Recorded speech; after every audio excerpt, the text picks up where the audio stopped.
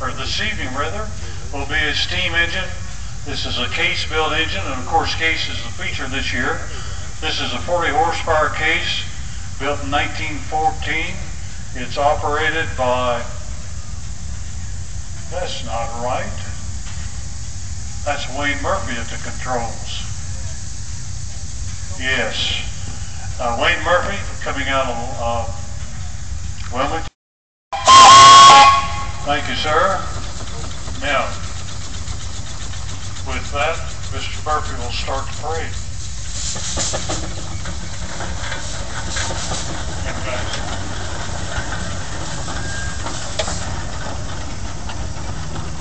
Next engine up is another case steam engine.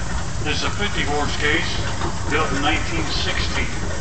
Bob and Linda Moore out of Harrison, Ohio, are the owners of that engine. Just for the background information, you people need to be aware, these engines are inspected by the State Boulder Commission. They have to have a license to operate anymore. And these operators have got to have an operator's license. Not as simple as building a bar and getting behind the wheel there. They've got to be licensed. Next engine up is a Baker, an AD Baker, built in 1924. This is a heavy-duty counterflow special. Jim Stacy out of Wilmington is the owner of that engine, and Clayton Taylor is the operator. Mr. Taylor, can we have that whistle there, please? That's good.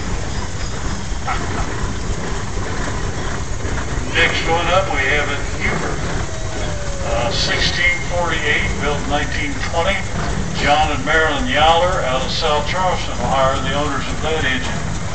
And as I told you yesterday, you'll hear that term 1648 every once in a while. That's 16 drawbar horsepower and 48 on a belt.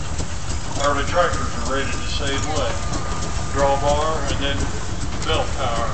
Today they're all rated engine horsepower or PTO horsepower. So you got to watch what you're talking about because they'll confuse you. Next up, looks like we have